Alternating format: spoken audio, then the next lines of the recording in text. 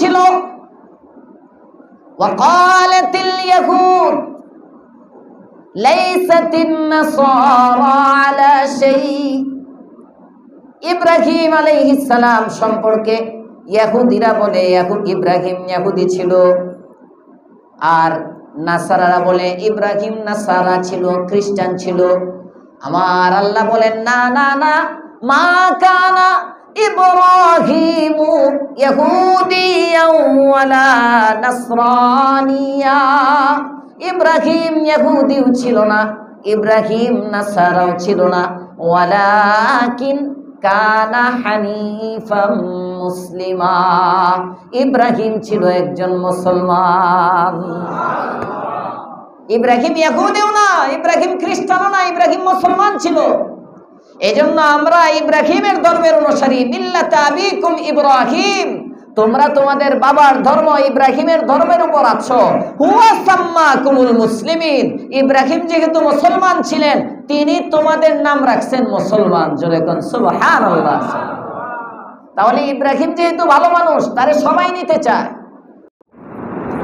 واذكر في الكتاب إبراهيم إنه كان صديقا نبيا إذ قال لأبيه يا أبت لم تعبد ما لا يسمع ولا يبصر ولا يغني عنك شيئا صدق الله العظيم اللهم صل على محمد وعلى آل محمد كما صليت على إبراهيم وعلى آل إبراهيم إنك حميد مجيد اللهم بارك على محمد وعلى آل محمد كما باركت على إبراهيم وعلى آل إبراهيم إنك حميد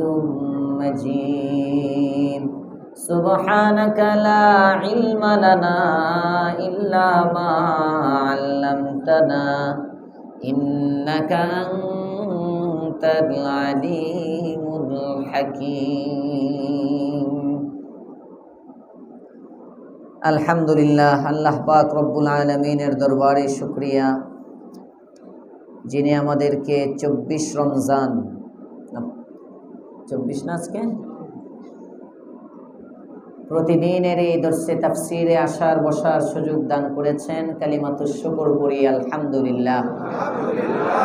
দোয়া করি আল্লাহ পাক আমাদের হায়াতে বরকত দেন, আগামী বছরও যেন দর্শে তাফসিরে অংশগ্রহণ করতে পারি। সবাই বলেন আমিন। মানে হুজুর এক বছর চাকরি বাড়াইয়া লাইছে। হ্যাঁ, আল্লাহু আকবার। আলোচনা চলতেছিল সূরা মারিয়ামের দ্বিতীয় রুকুর শেষ দিকে। আমরা শুনেছিলাম সূরা মারিয়াম যেহেতু হিজরতের পূর্বে অবতীর্ণ একটি সূরা, এই সূরায় আল্লাহ পাক রব্বুল আলামিন তাওহীদের আলোচনা করেছেন। তাওহীদের দুটি পার্ট, একদিকে যেমন আল্লাহ তাআলার একাত্মবাদের গুণাবলী, দ্বিতীয়ত শিরিকের বিরোধিতা, তাওহীদের মুনাফি, তাওহীদের প্রতিবন্ধক যে কাজ, যে বিষয়গুলো আছে, ওই সমস্ত দিকগুলো নিয়ে আলোচনা করা, এর ভ্রান্ততা নিয়ে আলোচনা করা, এটাও তাওহীদ।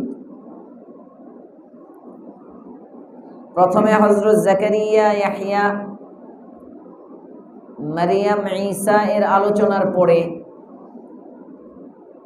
শেষের দিকে আল্লাহ পাক রব্বুল আলামিন বলেছেন, নবী আপনি বলেন সিরাতে মুস্তাকিম কোনটা? সিরাতে মুস্তাকিম হলো ইন্নাল্লাহা রাব্বি ওয়া রাব্বুকুম ফা'বুদু।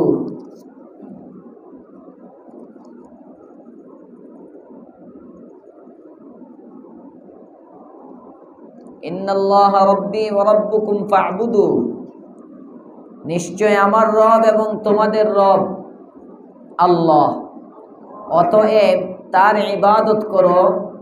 এই রবের ইবাদতটাই হলো সিরাতে মুস্তাকিম। রবের ইবাদতের নাম কি? 5 ওয়াক্ত নামাজের মধ্যে আমরা শুধু 5 ওয়াক্ত নামাজ না, সব নামাজের মধ্যে আমরা আল্লাহর কাছে সিরাতে মুস্তাকিম চাই। আল্লাহ পাক আমাদের সকলকে সিরাতে মুস্তাকিম দান করেন। আমিন।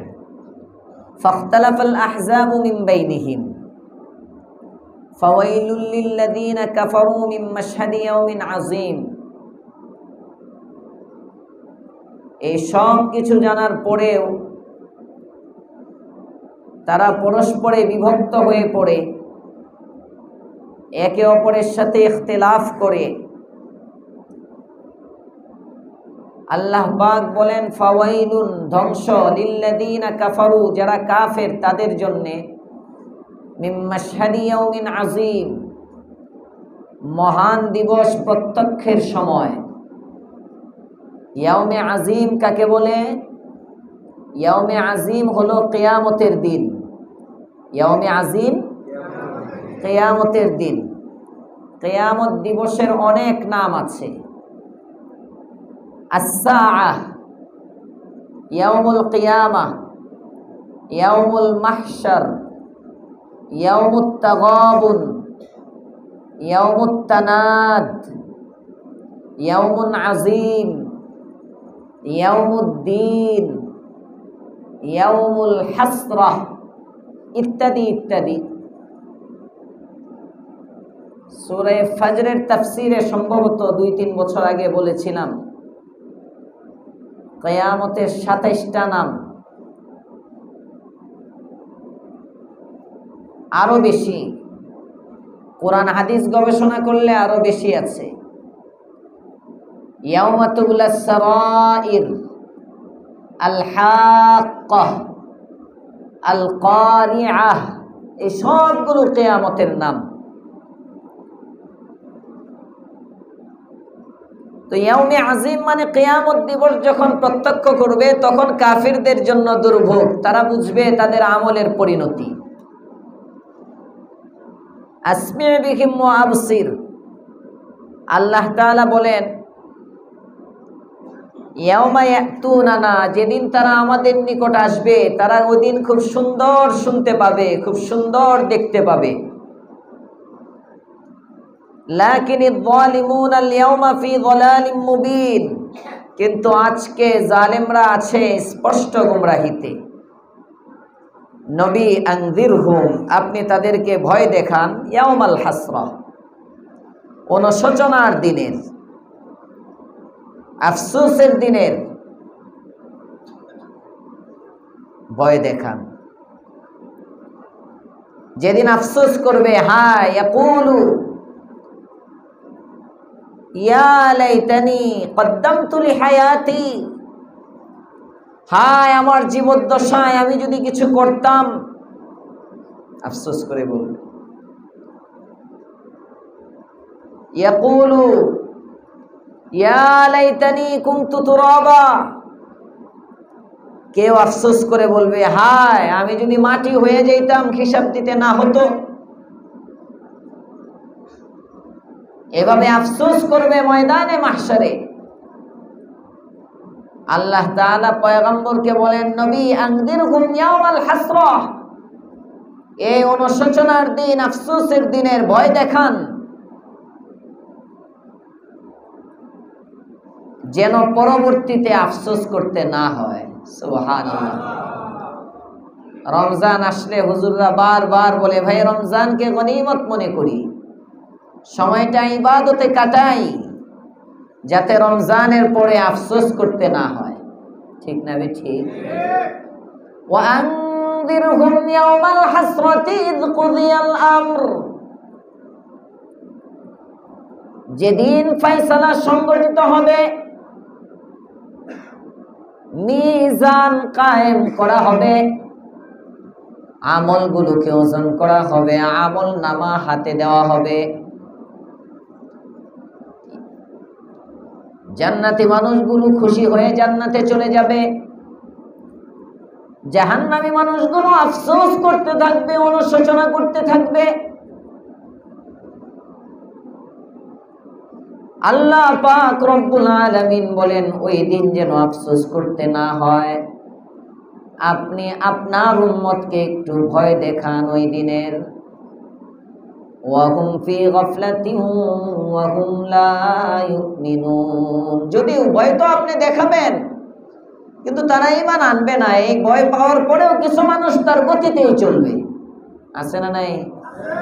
হাজার ওয়াজের জায়গায় বয়ানের জায়গায়। এখন না, গত 2 দিন যাবত আমি তারাবিতে মানে আপনাদের ভাষায় আর কি তাড়াতাড়ি করতেছি। হ্যাঁ, গতকাল আপনাদের ভাষায় তাড়াতাড়ি।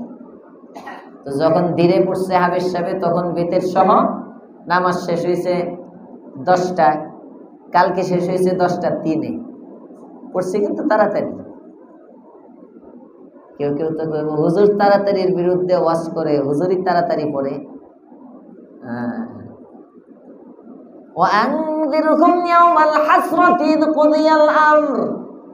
বুঝা গেল তাড়াতাড়ি আর ওই একটু ধীরে পড়লে সময় তেমন ব্যবধান নাই, একই গড়ে গিয়ে একই। এটা বুঝছেন না আপনারা? অনেক না হুজুর রুকু সেজদা সময় বাইরে গেছে, তেলাওয়াত একটু আসতে হইলে কি না না না। وأنذرهم يوم الحسرة إذ قضي الأمر।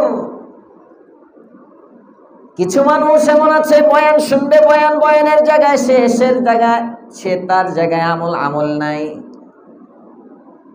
ওয়াহুম ফি গাফলা, গাফলতের মধ্যে জীবন কাটায়। ওয়াহুম লা ইউমিনুন, ঈমান আনে না। আল্লাহ পাক রব্বুল আলামিন কেমন যেন বোঝান, তোমরা যে আমাদের কথা মানো না, নবীর কথা মানো না, আমি রবের কথা শোনো না, তোমাদের কি মরণ নাই? তোমাদের কি দাঁড়াইতে হবে না রবের সামনে? কি ভাবো এই পৃথিবীতে কি তুমি আজীবন থাকবে? না বান্দা, না, সব শেষ হয়ে যাবে। থাকবো শুধু আমি আল্লাহ। ইন্না নাহনু নারিথুল আরদা ওয়া মান আলাইহা, এই জমিনের উত্তরাধিকারী আমি হব। জমিনের মধ্যে যা কিছু আছে সবের উত্তরাধিকারী আমি হব। ইন্না নাহনু নারিথুল আরদা, উত্তরাধিকারী কাকে বলে? যে শেষে পায়। কথা বলেন না কেন? যে কবে পায়? শেষে পায়। দাদার সম্পদের উত্তরাধিকারী নাতি কখন হয়? দাদা থাকলেই তো। দাদা নাই, বাবাও নাই, দাদাও নাই, বাবাও নাই, 2 জন মারা যাওয়ার পরে এখন আছে সন্তান। এই নাতি এখন দাদার সম্পদের উত্তরাধিকারী। দাদার পরে আসছে নাতি। দাদা নাই, বাবা নাই, নাতিও নাই, এবার পুতিও নাই, এবার দুতির পরে কি সুতি। এভাবে সর্বশেষ যে আসবে সেই সম্পদের উত্তরাধিকারী হয়। আল্লাহ পাক বুঝাইতেছেন কিছুই থাকবে না, থাকবেন কে? আল্লাহ। কুল্লু মান আলাইহা ফান, ভূপৃষ্ঠে যা আছে সব ধ্বংস হয়ে যাবে। ওয়ায়াবকা ওয়াজহু রাব্বিকা যুল জালালি ওয়াল ইকরাম, একমাত্র তোমার রব তিনি বাকি থাকবেন। আর তিনি যখন বাকি থাকবেন আর কেউ থাকবে না। আল্লাহ তাআলা বলেন, ইন্না নাহনু নারিথুল আরদা ওয়া মান আলাইহা, এই জমিন থাকবে, তুমি থাকবে না। বুঝতেছেন? জমিন থাকবে তো আবার কায়েম হবে না? পুরা পৃথিবীটাকে আপনার হাসরের মাঠ বানানো হবে তো। ওই দিন কেউ তোমরা মালিক থাকবা না। দুনিয়ায় তো 5 কাঠা, 3 কাঠা, 2.5 কাঠা, 1.5 কাঠা, আধা কাঠা, 1 কাঠা, 1.25 কাঠা, কত রকম জায়গার মালিক। সব কিছু ফানি, ধ্বংস হয়ে যাবে। ইন্না নাহনু নারিথুল আরদা ওয়া মান আলাইহা, এই জমিনের উপর যা কিছু আছে সব কিছু উত্তরাধিকারী হবেন কে? আল্লাহ। আপনাদের রাগ এখনো যায় নাই, কালকে রাগ করছেন যে, একটু খুশির আওয়াজে বলেন কে? আল্লাহ। ইন্না নাহনু নারিথুল আরদা ওয়া মান আলাইহা, জমিন এবং জমিনের উপর যা কিছু আছে সব কিছুর উত্তরাধিকারী হব আমি আল্লাহ।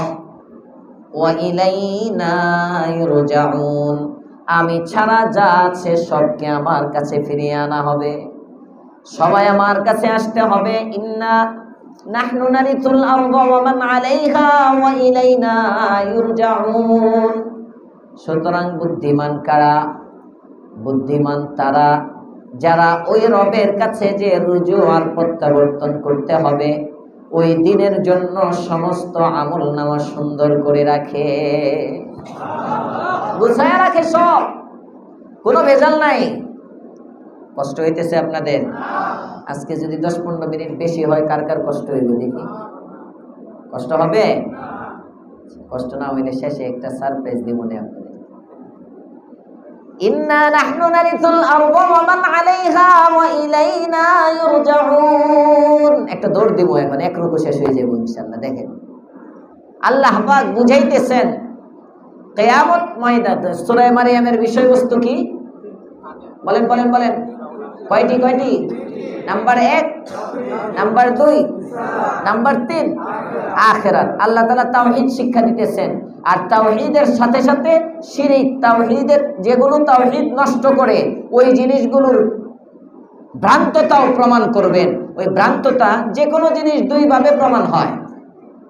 আব্বু আমি এই কাজটা করি, আব্বু আমি এই কাজটা করি, না করো না, এটাও হয়। করগা তোর মন চাইলে, এটাও কিন্তু নাই করা। বাহ্যিকভাবে মনে হয় প্রমাণ করছে, অনুমতি দিছে, আসলে অনুমতি না। আসলে কি না?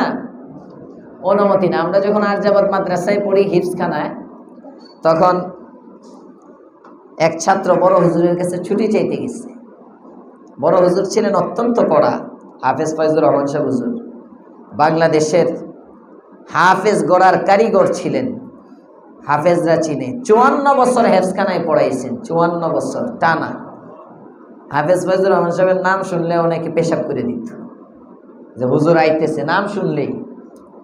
পরীক্ষায় গেলে হুজুর যদি কোনো বেফাক বোর্ডে, পরীক্ষার বোর্ডে যদি হুজুর থাকতেন, কোনো ছাত্র জানতো, এমনি ছাত্র জানতো যে ফয়জুর রহমান সাহেব, আগে দেখে নাই কখনো, শুনতো বোর্ডে ফয়জুর রহমান সাহেব আছে, এখন সে ভুলে গেছে, ডরে, এমন এক আতঙ্ক কাজ করত। অত্যন্ত রহমওয়ালা ছিলেন হযরত। হুজুরের হাতে গড়া ছাত্ররা আলহামদুলিল্লাহ যারা সব কোরআন শরীফ ভালো ইয়াদ। হাফেজ ফয়জুর রহমান সাহেব হুজুর, ওনার কাছে তো কেউ যে ছুটি চাইবো কল্পনাও করা যায় না। আব্দুল মতিন নামে এক সাথী ভাই ছিল আমাদের, এ চলে গেছে বাসায়। 3-4 দিন পরে মাদ্রাসায় আসছে। তো হুজুর জিজ্ঞেস করে, কিরে তুই ছুটি নিয়ে গেছিলি? জি হুজুর। কার কাছে? বড় হুজুরের কাছে। হুজুররা তো হিসাব মিলাইতে পারে না, একেতে বড় হুজুরের কাছে ছুটি নেওয়া, ছুটি চাওয়ারই হিম্মত হয় না। আর বড় হুজুর ওরে 4 দিন ছুটি দিয়ে দিবে, যারে মাদ্রাসার মুহতামিম সাহেব ডরায়। মোস্তফা আজাদ সাহেব আরজাবাদের মুহতামিম ছিলেন। আমি যখন বছরের মাঝখানে ভর্তি হইতে গেছি আরজাবাদে, বছরের মাঝে কোনো ছাত্র ভর্তি করে না। আমাদের মাদ্রাসায় গ্যাঞ্জাম হয়েছিল, হাফেজ সাহেবরে বাইর করে দিছে, আর হুজুর নাই, এক উস্তাদি ছিল। এখন কি করব? আব্বু বললেন যে বোর্ডিংয়ে থাকতে পারবা? আমি তো আগের থেকেই বোর্ডিংয়ে থাকি, মানে বাসার কাছে থাকতাম, প্রতিদিন বাসায় যাইতাম, আর দূরে গেলে প্রতিদিন বাসায় যাওয়া হবে না। আমি বললাম থাকবো ইনশাআল্লাহ। বলে আরজাবাদ দিয়ে আসি, হাফেজ ফয়জুর রহমান সাহেব আসছে, ওখানে গেছেন।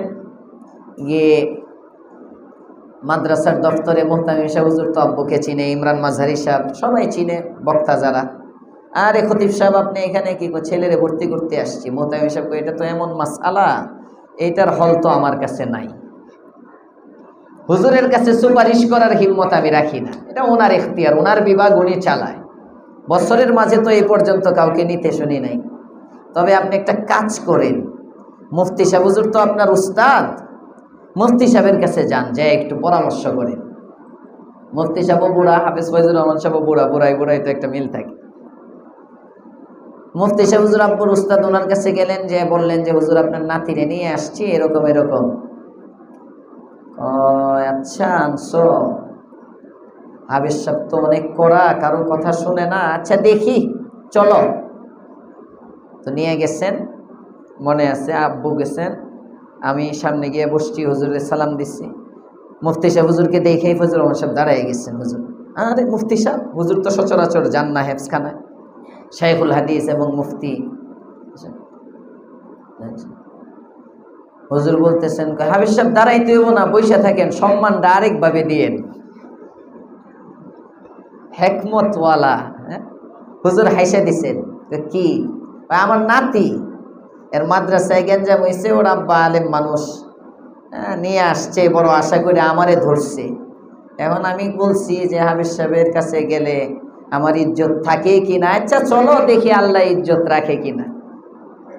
এটা শুই না বলতেছেন, ঠিক আছে আমি রাজি হইলাম, মোতায়েম সাহেবরে যায় বলেন ফরম দিয়ে দিতে। তো হাফেজ ফয়জুর রহমান সাহেব অত্যন্ত কড়া, মোতামিম সাহেব যারে ডরায়, এ ছাত্র ছুটি নিছে হুজুরের কাছ থেকে। তো হুজুর গিয়ে জিজ্ঞেস করে, হুজুর আব্দুল মতিন ছুটি নিছে আপনার কাছে? না তো। ওরে জিজ্ঞেস করে, তুমি ছুটি নিছো? কয় হ্যাঁ। পরে জিজ্ঞেস করে, কি হয়েছে, কাহিনী কি? তো হুজুর কই, ও আমার কাছে ছুটি চাইছে। আমি বলছি ভাগ এইখানতে।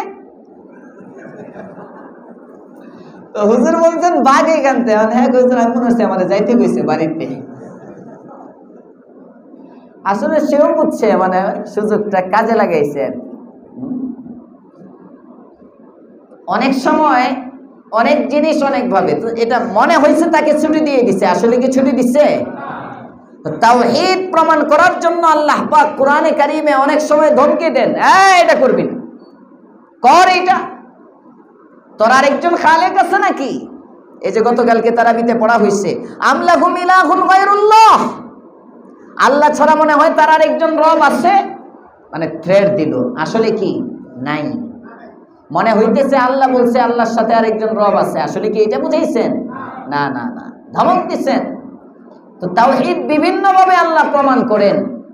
সূরা মারিয়ামের মধ্যে আল্লাহ পাক এখন শিরকের মাযাম্মাত, শিরকের ভ্রান্ততার মাধ্যমে হযরত ইব্রাহিম আলাইহিস সালামের ওয়াকিয়া দ্বারা তাওহীদ প্রমাণ করতেছেন।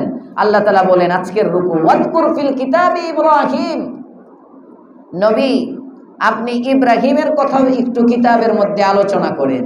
সুবহানাল্লাহ, আলোচনা করেন মানে আপনি শোনান আপনার উম্মতকে। ওয়াজকুর ফিল কিতাবি ইব্রাহিম ইন্নাহু কানা সিদ্দীকান নাবিয়্যা, ইব্রাহিমের কথা আপনি একটু স্মরণ করেন। ইব্রাহিম ছিল সিদ্দীক। নাম্বার 2, ইব্রাহিম ছিল নবী। সুবহানাল্লাহ। সিদ্দীক কাকে বলে? সিদ্দীক বলা হয় এমন ব্যক্তিকে, মুফাসসিরিনে কেরাম সিদ্দীকের অনেক ব্যাখ্যা লিখছেন। এক ব্যাখ্যা হলো সিদ্দীক যে জীবনে কোনোদিন মিথ্যা বলে না। সুবহানাল্লাহ, যার জীবনে কোনো মিথ্যা নাই। আরেকটা হলো সিদ্দীক এমন ব্যক্তিকে বলে যিনি সর্বদাই তার সামনে হক আসলে হক গ্রহণ করতে দেরি করেন না, হক আসলে হককে গ্রহণ করে। কিছু মানুষ আছে গাড়তেরামি করে, আছে না নাই? কিছু মানুষ আছে হকটা বললে একটু গাড়তেরামি করে, সহজে হক নিতে পারে না, গাড়তেরা। আর কিছু মানুষ আছে নিজের ভুল স্বীকার করে, বুঝে আমি বলেছিলাম ব্যাস হকটা নিয়ে নিলাম, এটা লজ্জার কিছু নাই। তো অনেকে চিন্তা করে এটা যদি মাইনা নিতে তো এতদিন পর্যন্ত যে আমি বলবো এটা কে বলবো। যেমন সাদ গাড়তে না, রগ মোটা, বুঝছেন, মানে হক মানতে পারতেছে না। সিদ্দীক যে যার সামনে হক আসলে হক মাইনা নেয়। আল্লাহ আমাদেরকেও সিদ্দীক হওয়ার তৌফিক দেন, বলেন আমিন। নবুয়তের দরজা বন্ধ, সিদ্দীকের দরজা কিন্তু বন্ধ না। কিয়ামত পর্যন্ত সাদাকাতের দরজা খোলা। ইচ্ছা করলে আপনিও হইতে পারেন, ইচ্ছা করলে আমিও হইতে পারি। আল্লাহ আমাদেরকে সিদ্দীকের তালিকায় নাম দিয়ে দেন, বলেন আমিন। ইব্রাহিম আলাইহিস সালামের 1 নম্বর গুণ হলো সিদ্দিক। এমন একজন নবী ইব্রাহিম, ঘটনায় যাওয়ার আগে প্রেক্ষাপটটা কি, উনি ওনার আব্বাকে একটা দাওয়াত দিয়েছেন, দাওয়াতের প্রেক্ষাপটটা কি ছিল এর আগে সংক্ষেপে একটু ধারণা, আপনারা জানেন এগুলো। মূর্তি পূজা করে বাবা, মক্কার মুশরিকরাও মূর্তি পূজা করে, লাত মানাত উজ্জা হবল ববল বম্বল দম্বল যা আছে আর কি, হমানে মূর্তি দেবতা, যেটাই সামনে পায় এটারই দাঁড়া করায় দেয়, এর সামনে গিয়ে মাথা নত করে। আবার তারা দাবি করে আমরা ইব্রাহিমের ধর্মের উপরে আসি। নাউজুবিল্লাহ বলবেন না? মানে ইব্রাহিম আলাইহিস সালাম এমন একজন ব্যক্তি ছিলেন, তারে সবাই নিতে চায়। যেমন গণ অভ্যুত্থানের ক্রেডিট এটা সবাই নিতে চায়, জামাত কয় এটা তাদের মাস্টার প্ল্যান। অনেকে জামাতের ছাত্র শিবির যদি না হইতো এই সরকার তাড়ানো যেত না। আরেকজন কয় ছাত্র দল কয় আমরা তো মাঠে স্পটে ছিলাম, যাত্রাবাড়ি স্পটে ছাত্র দলের সভাপতি ছিল আমরা না। তো এটা হুজুররাও পিছায় না। হেফাজতে ইসলাম বিবৃতি দিচ্ছে 4 তারিখে, আগের দিন 5 তারিখে সরকার পলাইছে, আগের রাত্রে। তাও বিবৃতি দেওয়ার সময় উত্তরা জোনে কেফায়েতুল্লাহ আজহারী সাহেব হলো হেফাজতের প্রচার সম্পাদক, এই যে তাকওয়ার মসজিদের খতিব। যখন মহিবুল্লাহ বাবুনগরী সাহেব যখন বলছেন যে অবস্থা মনে হয় সরকার পড়ে যাবে, যদি সরকার পড়ে যায় হেফাজত এখনো এই আন্দোলনের সাথে একাত্মতা পোষণ করতেছে না, মৌলবীরা তো সাইড করে দিব, এমনি তো সাইড। সুতরাং চিটাগাং থেকে নির্দেশনা আসছে, হাটহাজারী থেকে বিবৃতি দেওয়ার জন্য যে আমরা এই আন্দোলনকে সমর্থন করছি, এই ছাত্র আন্দোলনের সাথে আমরা আছি। একটা বিবৃতি দিয়ে মাদ্রাসার ছাত্র তো কিছু গোপনে আগের থেকে নামতেছিল। আর চরমনার পিসাব হুজুর মাঠে ছিলেন, মূলত হুজুরদের বেশে চরমনার পিসাব, উনি আগ থেকেই মাঠে ময়দানে আসছেন। তো কওমি মাদ্রাসার হেফাজত থেকে কোনো বিবৃতি আসে না। 3 তারিখে যখন মহিবুল্লাহ বাবুনগরী সাহেব বলছেন বিবৃতি দেওয়ার জন্য, কেফায়েতুল্লাহ আজহারী সাহেব ডরে, প্রচার সম্পাদক উনি, তো বিবৃতিগুলো তো প্রচার সম্পাদকের সাইনে আসে। মা পোসাই দোয়া চাই, প্রয়োজনে সম্পাদকের পদ যাইব, সাইন করতে পারবো না, কারণ যদি সরকার না পড়ে, যদি সরকার না পড়ে তাহলে তো শেষ।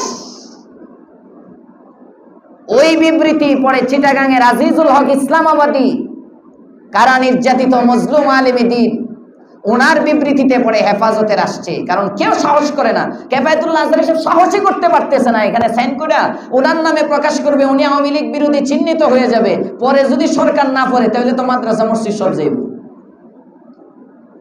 পরে ওই কাগজে সাইন করে সমর্থন করছে আগের দিন।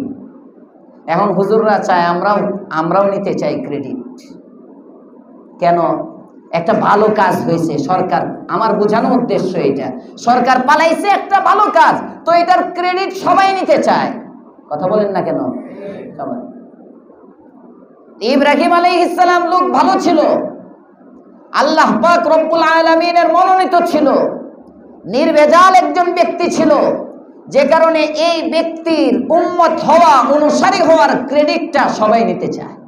সুবহানাল্লাহ বলবেন না? ইহুদিরা বলে, আল্লাহ এটা কোরআনে বলেন, মা কানা ইব্রাহিমু ইহুদিয়া। ইহুদিরা বলে ইব্রাহিম ইহুদি ছিল। ওয়া ক্বালাতিল ইয়াহুদ লাইসাতিন নাসারা আলা শাই। ইব্রাহিম আলাইহিস সালাম সম্পর্কে ইহুদিরা বলে ইব্রাহিম ইহুদি ছিল, আর নাসারারা বলে ইব্রাহিম নাসারা ছিল, খ্রিস্টান ছিল।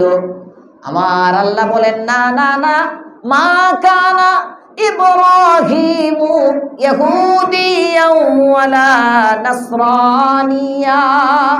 ইব্রাহিম ইহুদিও ছিল না, ইব্রাহিম নাসারাও ছিল না, ওয়ালাকিন কানা হানিফাম মুসলিমা। ইব্রাহিম ছিল একজন মুসলমান। ইব্রাহিম ইহুদিও না, ইব্রাহিম খ্রিস্টানও না, ইব্রাহিম মুসলমান ছিল।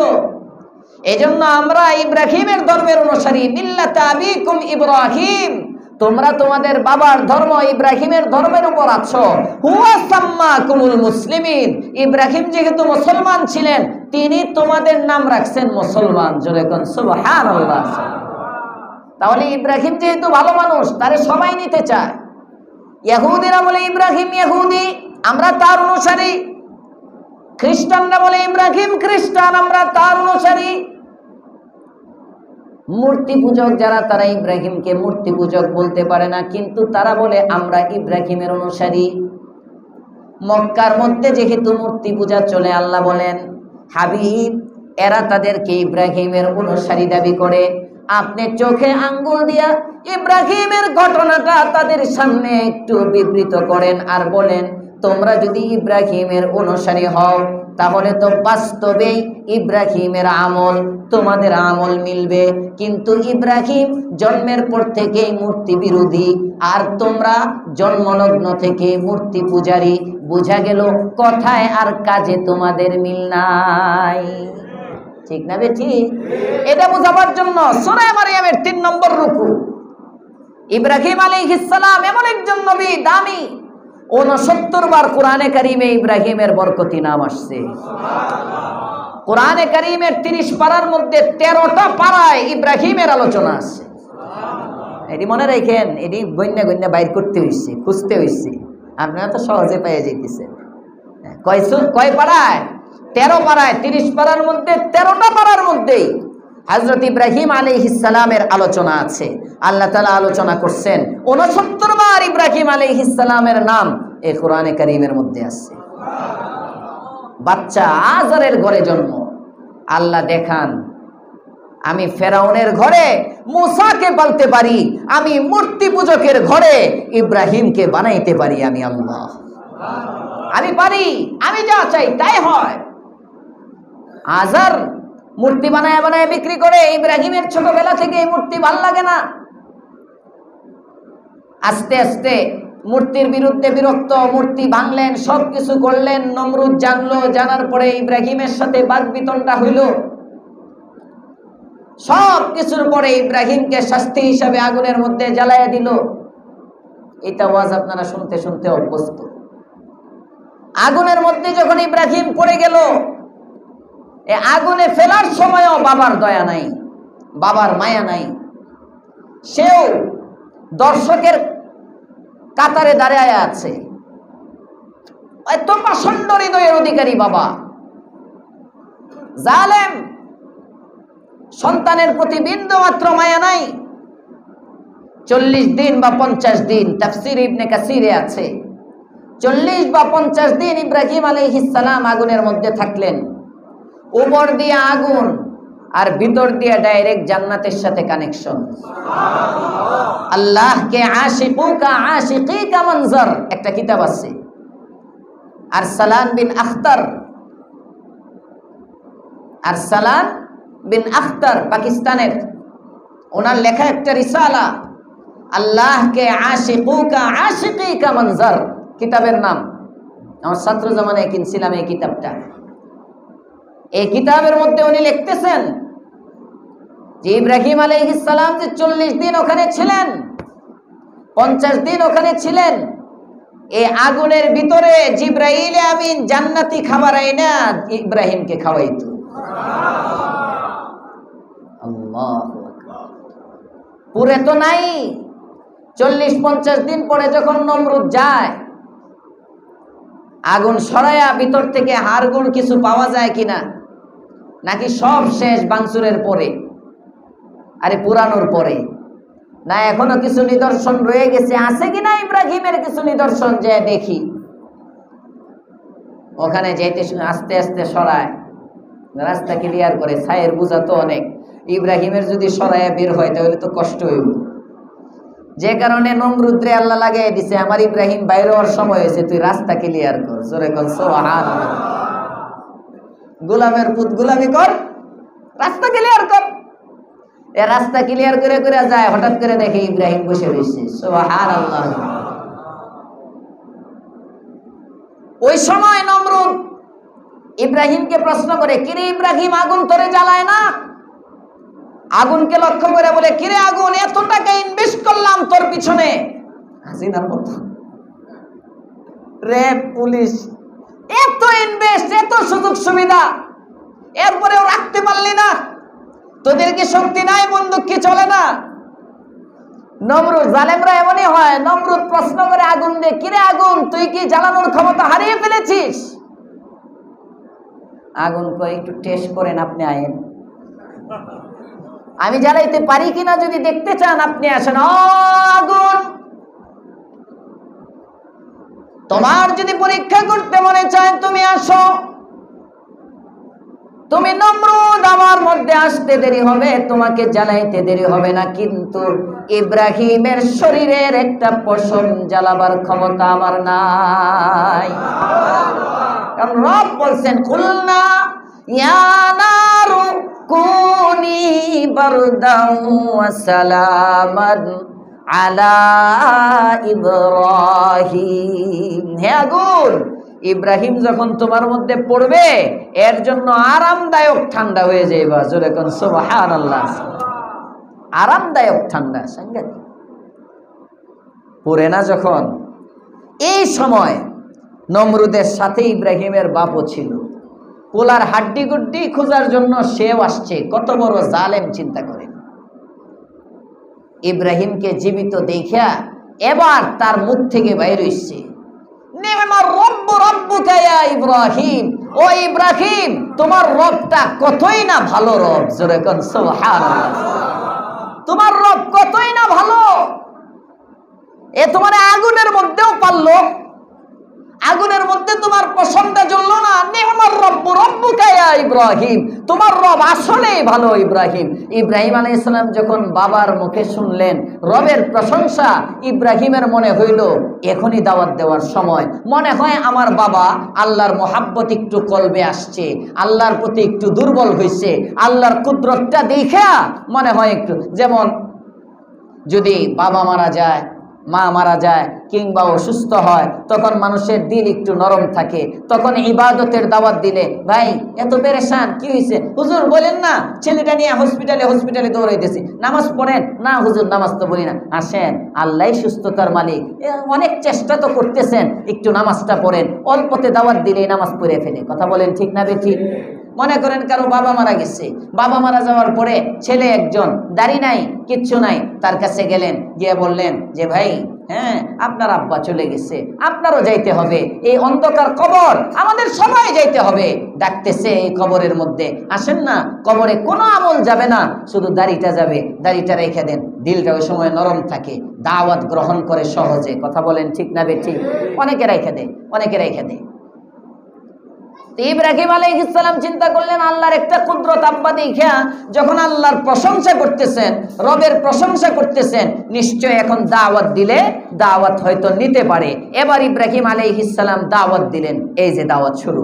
ইয ক্বালা লিআবিহি, ইব্রাহিম আলাইহিস সালাম তখন তার বাবাকে বললেন, ইয়া আবাতি, হে বাবা, লিমা তা'বুদু মা লা ইয়াসমাউ ওয়ালা ইউবসিরু ওয়ালা ইউগনি আনকা শাইআ।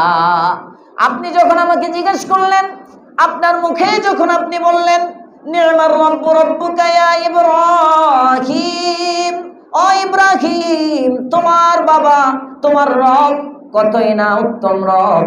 বাবা গো, তাহলে আপনি এই রবের ইবাদত না করে লিমা তা'বুদু, কেন আপনি ইবাদত করেন মা লা ইয়াসমাউ, এমন মূর্তির যে আপনার ডাক শুনে না, ওয়ালা ইউবসিরু, যে কোনো কিছু দেখে না, ওয়ালা ইউগনি আনকা শাইআ, আমার রব তো আমার থেকে আগুনের বিপদ দূর করে দিল। আপনার রব, আপনার দেবতা, লা ইউগনি আনকা শাইআ, আপনার থেকে কোনো ক্ষতি দূর করতে পারে না, আপনার কোনো উপকার পৌঁছাতে পারে না।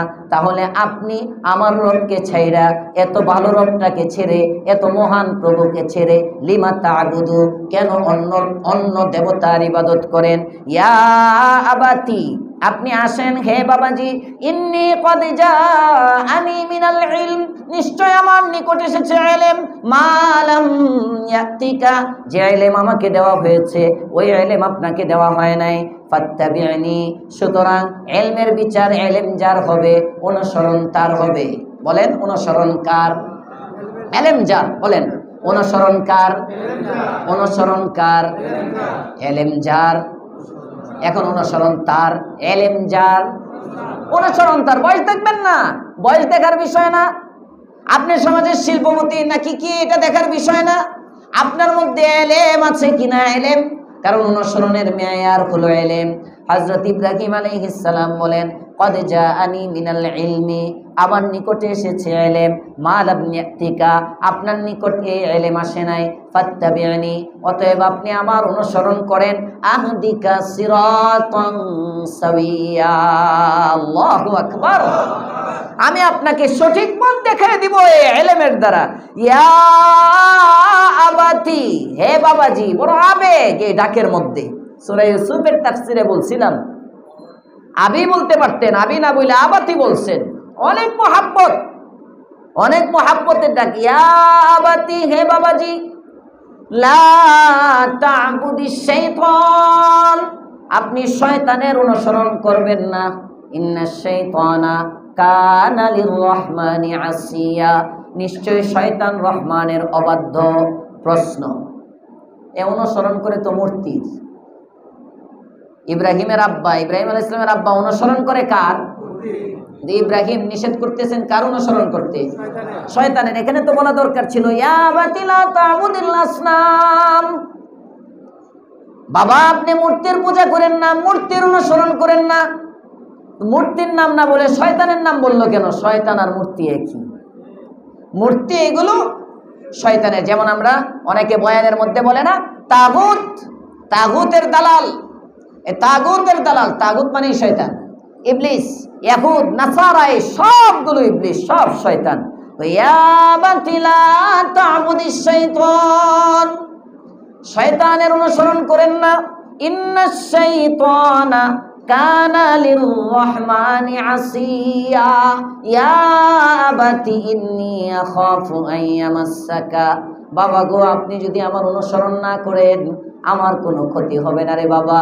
ইন্নী আখাফু আন ইয়ামাসসাকা আযাবুম মিনার রহমান, আমার আশঙ্কা হয় রহমানের শাস্তি আপনাকে ধরে ফেলবে, আপনাকে স্পর্শ করবে, রহমানের শাস্তি আপনাকে পেয়ে বসবে। হযরত ইব্রাহিম আলাইহিস সালাম বলতে পারতেন কহারের শাস্তি আপনাকে পাবে, কহার না বলে বলছেন রহমানের শাস্তি। তার মানে ইব্রাহিম বুঝাইতেছেন আল্লাহ তাআলা আসলে বান্দাকে শাস্তি দিতে চায় না, ওনার দয়াটা অনেক বেশি, উনি আসলে দয়াই করতে চায়। কিন্তু দয়া করার পরেও যদি কেউ দয়া নিতে না পারে তাহলে তাকে শাস্তি দেয়। এজন্য বলেন আযাবুম মিনার রহমান, রহমানের শাস্তি আপনার নিকট চলে আসবে। ফাতাকুনা লিশ-শাইতানি ওয়ালিয়া, ফলে আপনি শয়তানের বন্ধু হয়ে যাবেন, শয়তানের সহপাঠী হয়ে যাবেন, শয়তানের সহকারী হয়ে যাবেন। সুন্দর করে বুঝাইলো। কথাগুলো ভালো বললো না খারাপ বললো? খারাপ না ভালো? এত সুন্দর আবেগময় দাওয়াত ইব্রাহিম দিলেন। এবার বাপে কি কয় শুনেন। বাপ কয় ক্বালা আরাগিবুন আনতা আন আলিহাতি ইয়া ইব্রাহিম, ইব্রাহিম তুই কি লেকচার দিয়া আমারে আমার রব থেকে দূরে সরাইতে চাস? আরাগিবুন আনতা আন আলিহাতি, তুমি আমারে এরকম পাম্পুট্টি মাইরা ওয়াজ কইরা হো হুজুর তো চিল্লাই বের করে দিতে চাইতেছে, আমারে মুসলমান বানায় ফেলাইতে চাইতেছে। হুজুর আগে বুঝি না আপনি যে আমারে মুসলমান বানায় ফেলাইবেন বুঝায়া। এমন কিছু চালাক ইব্রাহিমের বাপের মতো আছে না এই সমাজে? আছে, কিয়ামত পর্যন্ত থাকবে। আরাগিবুন আনতা আন আলিহাতি, হে ইব্রাহিম তুমি আমার ইলাহ থেকে, আমার উপাস্য থেকে আমাকে দূরে সরাইতে চাও? খবর আছে নমরুদ তো আগুনে পুরাইতে চাইছিল, পুরস নাই। লা ইল্লাম তানতাহি, বাঁচতে চাইলে আর কোনোদিন দাওয়াত দিবি না। এরপরেও যদি তুই দাওয়াত দেস, দাওয়াত বন্ধ না করিস, লা আরজুমান্নাকা, আমি পাথর মেরে তোরে শেষ করে নেব।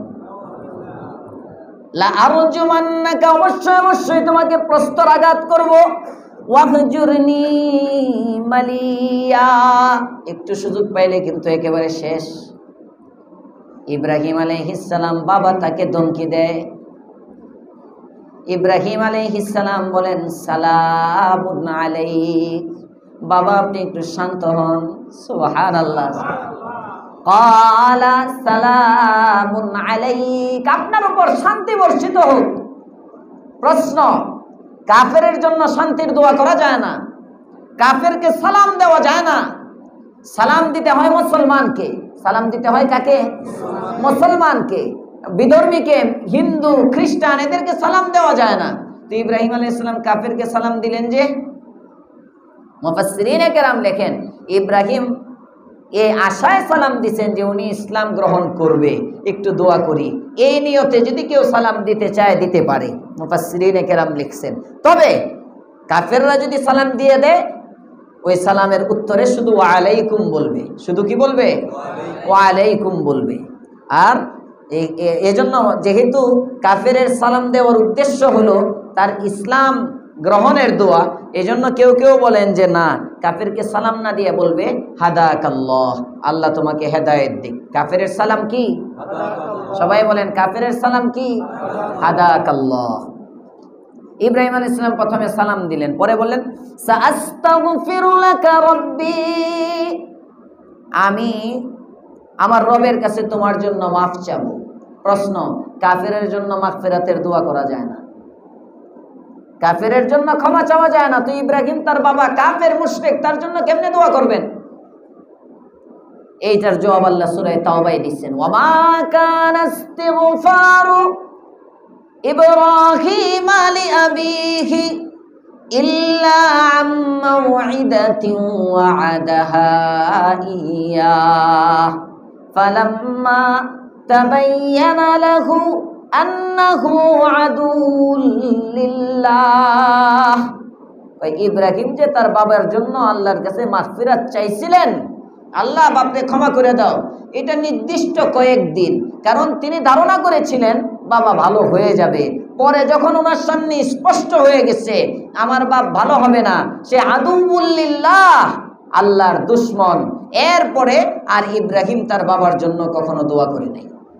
তাহলে বোঝা গেল কাফেরের জন্য মাগফিরাতের দোয়া করা যাবে? যাবে না।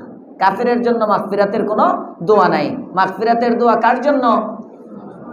মুসলমানের জন্য। মাগফিরাতের দোয়া মুসলমানের জন্য। এখন তো হিন্দু এমপি মরে গেলেও তার কাছে যায় দোয়া করার জন্য, ফরমালিটি মেনটেন, ফরমালিটি, তার কুলখানি। যেহেতু মুসলমানের সমাজ, মুসলমান ভোটার আছে, হিন্দুর জন্য কুলখানি করে, হিন্দু এমপির জন্য কি করে? কুলখানি করে। ওই কুলখানির মধ্যে গিয়ে হুজুররা দোয়া করে। আল্লাহ হেদায়েত দান করুক, বলেন আমিন। নাস্তিকের কোনো জানাজা নাই, নবীর বিরোধীর কোনো জানাজা নাই। নবীর বিরোধীর কি নাই? ইসলাম বিদ্বেষীর কোনো জানাজা নাই। আল্লাহ আমাদেরকে বুঝার তৌফিক দেন, বলেন আমিন। সাস্তাগফিরু লাকা রাব্বি ইন্নাহু কানা বি হাফিয়া। ইব্রাহিম আলাইহিস সালাম বাবারে দাওয়াত দিয়ে বলেন, ঠিক আছে আব্বা, আমার কাজ দাওয়াত দেওয়া। আমার কাজ কি? নবীর কাজ, উলামায়ে কেরামের কাজ মানানো না জানানো। উলামায়ে কেরামের কাজ জানানো, নবীদের কাজ জানানো। জানানো কাজ, মানানো কাজ না। যেহেতু মানানো আমার দায়িত্ব না, জানানো আমার দায়িত্ব, সুতরাং বাবা আ'তাজিলুকুম, আমি তোমার থেকে দূরে সরে গেলাম। শুধু তোমার থেকে না, ওমা তাদউনা মিন দুনিল্লাহি ওয়া আদউ রাব্বি, আল্লাহ ছাড়া তুমি যার উপাসনা করো এগুলোর থেকে আমি দূরে গেলাম, আমি আমার রবকে ডাকতে থাকবো, রবের নিকট দোয়া করি। আশা আল্লাহ কুনা বিদুআই রব্বি শাকিয়া, আমার আশা আমার রব আমার এই ডাকাটাকে ব্যর্থ করবেন না। সুবহানাল্লাহ। ফালাম্মা তাযালাহুম, আল্লাহ তাআলা বলেন অতঃপর ইব্রাহিম যখন চলে গেল, আলাদা হয়ে গেল, ওমা ইয়াবুদুনা মিন দুনিল্লাহ, আল্লাহ ছাড়া আর কারো ইবাদত সে করলো না। ইব্রাহিম আলাইহিস সালাম ইয়াতাযালাহুম, কাফেরদের থেকে যখন দূরে সরে গেল এবং তারা আল্লাহ ব্যতীত যার উপাসনা করে ওই মূর্তিগুলোর থেকে যখন দূরে গেল, ওয়াহাবনা লাহু ইসহাক ওয়া ইয়াকুব, মাঝে অনেক ঘটনা। উনি বাপ মা ছাড়লেন, উনি নিজের এলাকা ছাড়লেন, উনি নিজের দেশ ছাড়লেন, দেশ ছাইরা উনি ওনার স্ত্রী সারা এবং বেগম ওই ভাতিজা এই দুইজনকে নিয়ে উনি হিজরত করলেন, চলে গেলেন আরেক দেশে। ওই দেশে যাওয়ার পরে হযরত ইব্রাহিম আলা নবীনা ওয়া আলাইহিস সালাতু ওয়াস সালামকে আল্লাহ তাআলা ইসহাক নামক এক সন্তান দিলেন। তার সন্তান হিসাবে ইয়াকুব আলাইহিস সালামকে দিলেন। আল্লাহ বলেন, ইব্রাহিমের এই ত্যাগ, কুরবানি, এই কুরবানির ফলে আমি তার বংশের মধ্যে ইসহাককে দিলাম, ইয়াকুবকে দিলাম, ওয়া কুল্লান জাআলনা নাবিয়্যা, আর প্রত্যেককে আমি আল্লাহ নবী বানাইয়া দিলাম। তার ত্যাগের ফল। প্রশ্ন হয় যে হুজুর, ইসমাইলের কথা না আগে বলবে, ইব্রাহিম আলাইহিস সালামের ছেলে ইসহাকের কথা এখানে বললেন, ইব্রাহিম আলাইহিস সালামের নাতি ইয়াকুবের কথা বললেন, তো ইসমাইলের নামটাও নিলেন না, ইসমাইলের কথা বললেনই না। আল্লাহ পাক রব্বুল আলামিন ইব্রাহিম আলাইহিস সালামকে দুইজন সন্তান দিয়েছেন। কয়জন? সবাই বলেন কয়জন? দুইজন। একজনের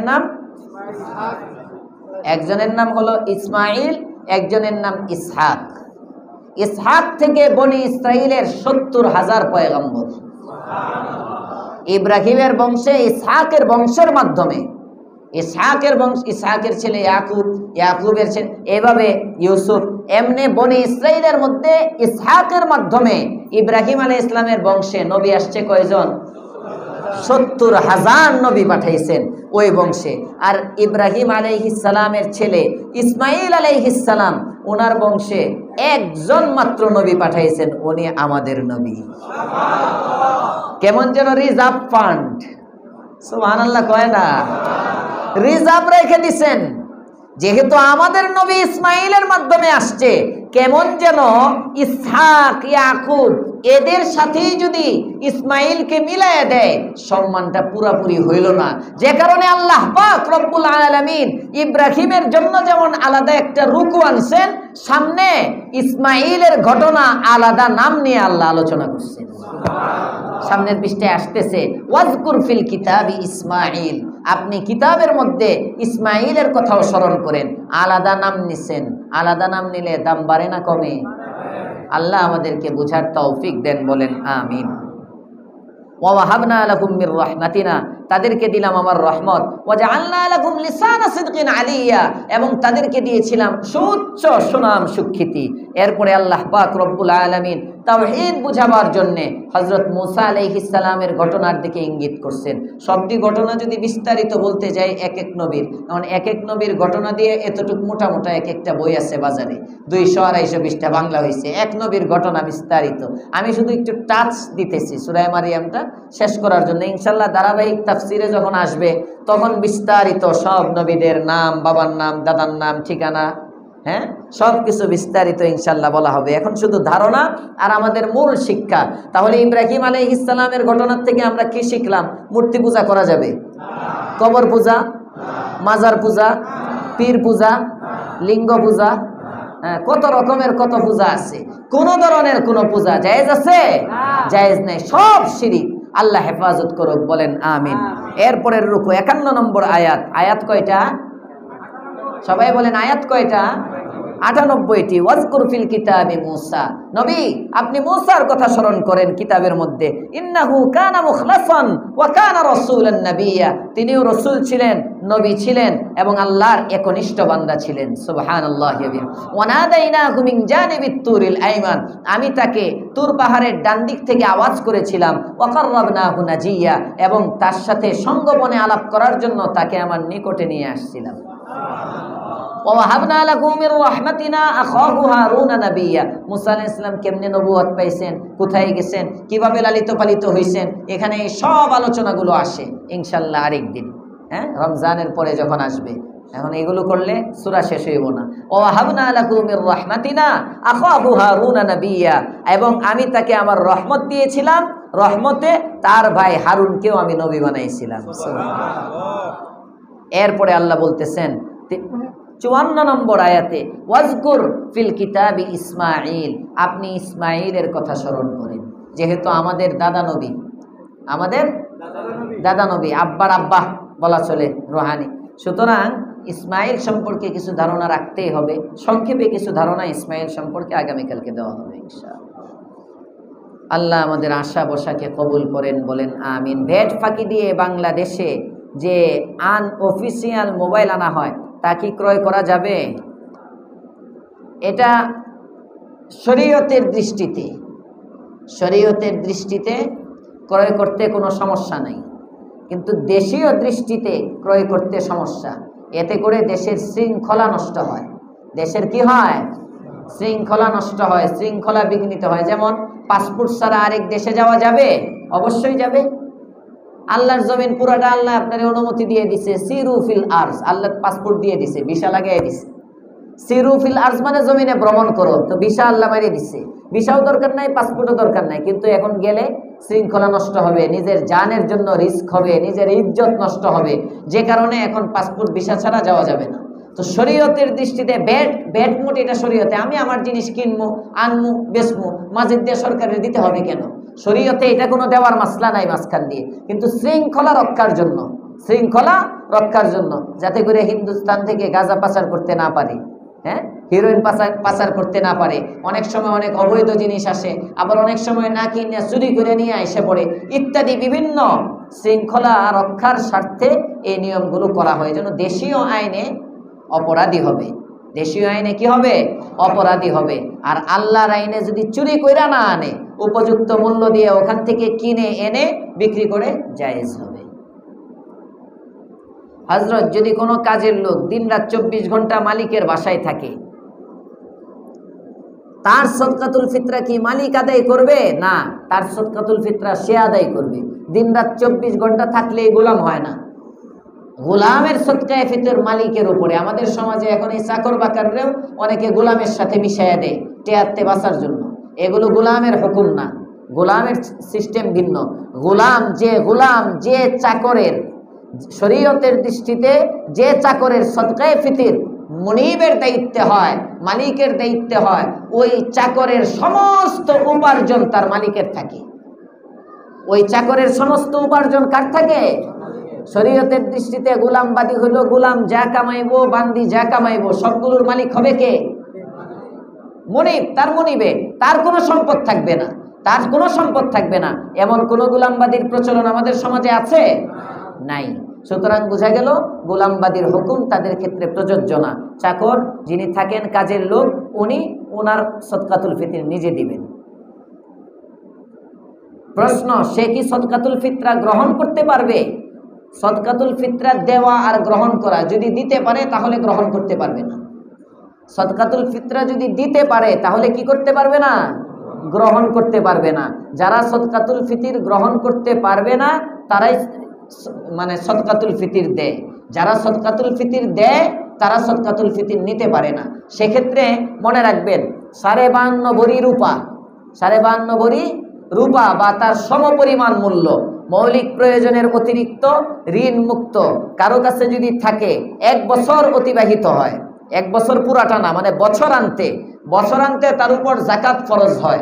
এখানে শুধু বর্ধিত সম্পদ আর স্থাবর অস্থাবর প্রয়োজনের অতিরিক্ত জমি আছে ইত্যাদি সব মিলায়া যদি কারো কাছে 52.5 ভরি রূপার সমপরিমাণ মূল্যের মালিকানা থাকে, এটার উপর বছর যাওয়া লাগে না, এই ব্যক্তির উপর সদকায়ে ফিতর ওয়াজিব হয় এবং তার জন্য সদকায়ে ফিতর বা যাকাত নেওয়া হারাম হয়।